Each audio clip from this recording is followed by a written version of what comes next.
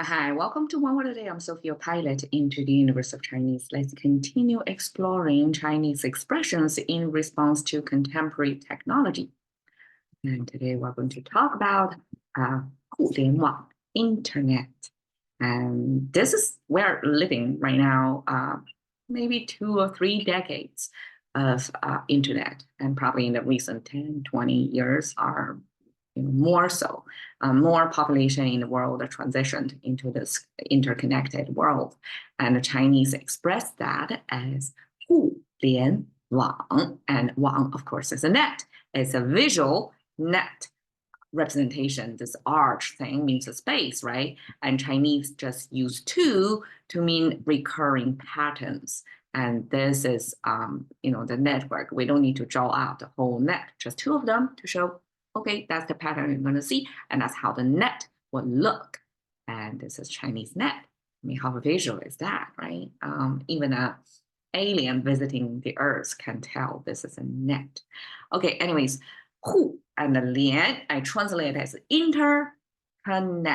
And that's kind of true because, as you can see visually, this is like inter, right? When some company logos may even design as this way, because it shows this mutual or bidirectional forces coming together. There is a certain interaction that going both ways. So that's the concept of inter. And originally, this character came from for big ropes to, I don't exactly know what happened because that's an old way of living, or probably trade of lock, that way of life that's beyond my scope. But I can only imagine for people to handle giant ropes. I mean, instead of in the gym, right? People doing that in the gym as a workout place. But I guess that came from this not ancient, probably more physical world, now designated to a small population who need to handle that physically, of this big rope handling.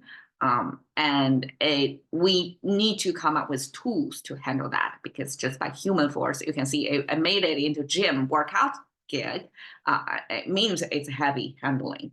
And this heavy handling was facilitated by some tools that made of bamboo, because bamboo are cheap, mostly available. So it's one of the most commonly used material made into tools in China. So on the top of this, these are the bamboos, and bamboos always come in pairs. They come in two.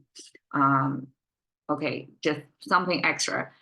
It's flipping out image here. This means plant, because majority of the plant are sun facing, are growing upward. But bamboos, Chinese describe this special plant in a special way by reversing the direction.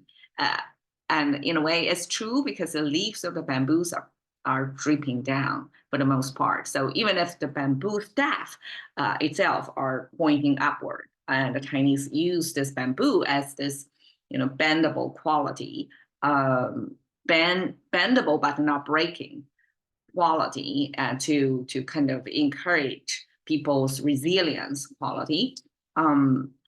The staff was upward pointing, but the leaves are draping. So capture that feature and made a special character for just bamboo. Bamboo is a plant, but it's a special plant. So it's facing downward. Two of them means material, and here means probably the motion when we are doing this rope handling. I'm thinking about probably is a coiling of the rope onto something, but because it's heavy handling and it comes in two directions, you have to go this way and then come back this way, right? So there is this two-directional visual representation over there, and there are these lines in there. Could be forces applied from two directions. So this two-directional force applying, and it's kind of circular, right?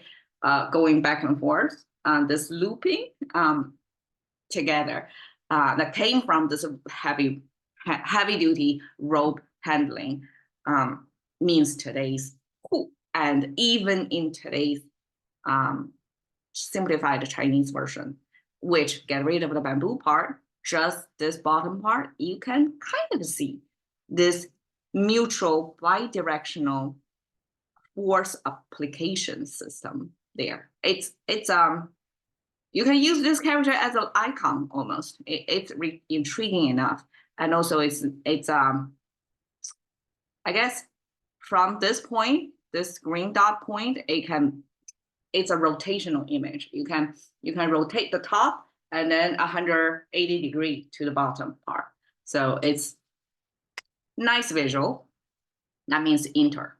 And then lian connect, we have the ear symbol. Okay, Chinese have certain, our we have eyes, nose, ears, mouth, eyebrows, like all that we have came across in the past episodes. Chinese have their unique ways of abstracting them, and sometimes it's not exactly, it's not directly interpretable. Like just by looking at this, can you tell it's ear? It's something that you can see, not exactly, right? So it's already an abstract representation of our physical world, but because it's on our head, right? It's embedded into our head. So it's a common human feature. And they have to be simplified to a good extent because this is going to be used in quite often in making of other characters, because it's a foundational function of humans, right? And language are made to describe our life, and this is a big part of our life, right? It exists not far away from the mouth. It's a speaking and coming to here. I'm hearing my own speaking as well. So this is a side view of the ear, apparently, and then you can almost see this mutual, this up and down forces, like the same formation there, right? Probably it's like that. I don't know. This almost look like that, right? And then with the horizontal line. So Chinese like to add this horizontal line to mean their energy in there. And indeed, I mean, hearing or the ear is not just an empty structure. It's the neurons attached to the end of it that capture the signals so that our brain can interpret it, right? Ancient language creators understood that. And they have this horizontal line added in there, not just this back and forth structure. And it has the neurons attached to it. They may not know, they may not term it as neurons, may not understood it exactly as a contemporary anatomy understanding, but they have the direct intuitive sense about it. So there is this horizontal line attached to that. So the ear, the right side, you see double-sized icon. That means, well, in contemporary Chinese, it was abstract as this.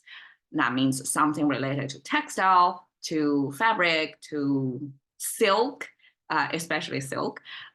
Okay, so this, in my view, is the ancient textile making and storage.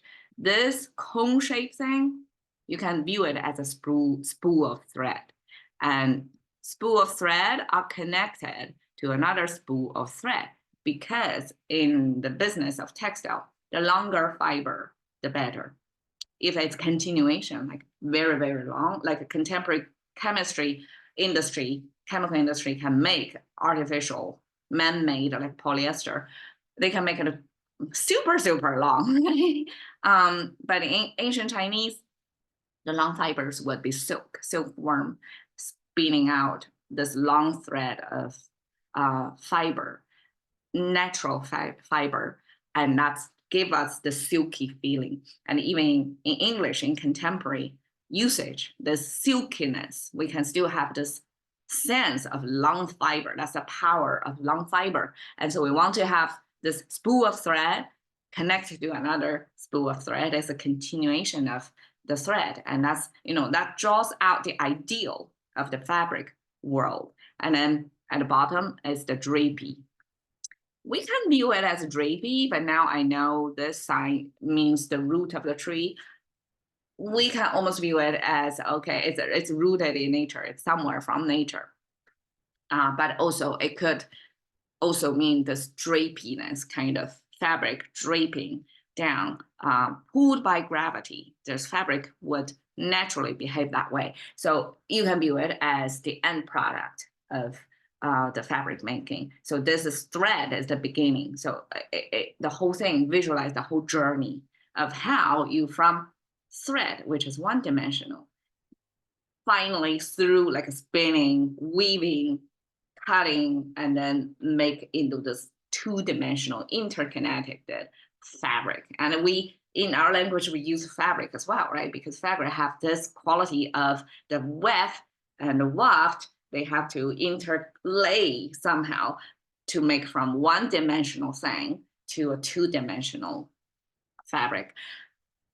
Okay, so two of them means many of them, multitudes of them, and connect, according to scholars, was interpreted as the ear is the only protruding, I mean, heavily protruding. I mean, we have our nose protruding as well, but this is a way more protruding part of our, sensor on our head. So all our sensors, the major sensors, of course, the touch is through the skin all over the body. But other than that, the major sensors, the audio, visual, olfactory, all come like embedded onto the head because that's closer to our central processing system, our brain, right? So the ear is the most protruding organ on our head, embedding over there, that have to be connected, its nerves connected to the brain,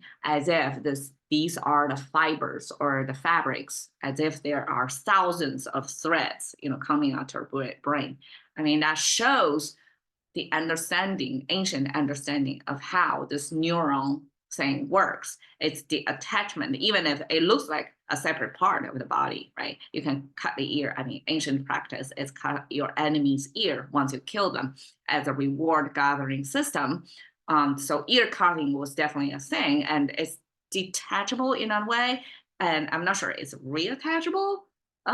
If ancient have such a technology to reattach your ear back on, but definitely language creator realized this ear attached to the head through this threads, like thousands of fibers of there, and that gives you the sense of a connecting.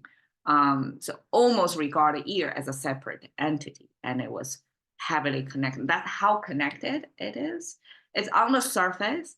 It's recognized not part of the head, right? And it's but it's heavily connected. That's how connection, like just right here, made it into the language to represent connect. That's how connected they are. It's like a growing on top of it, right? That kind of connect. So interconnect, net, 互联网 is Chinese translation of internet. I mean, we have this, right? And we have net over there. Internet didn't say the connection part. It only say means back and forth, two-directional. And the net is a network. It didn't say the connection, but Chinese, when we translate it, we add the connection over there because that's the main function, is connecting all the dots everywhere together. So this connectivity is the central feature of internet, which amazingly missing from the English character. Whoever created that didn't, emphasize the connectivity over there. Chinese add in. And this is just a visual to show how interconnected we are, even if we exist. These are, I guess you can view it as the board on the computer chip, but then it turned into buildings. So it kind of this transitioning or this double nature, the duality of our physical world as well as our digital world. It's like one overlaying on top of the other. And that's 互联网. Thank you for watching. See you another day.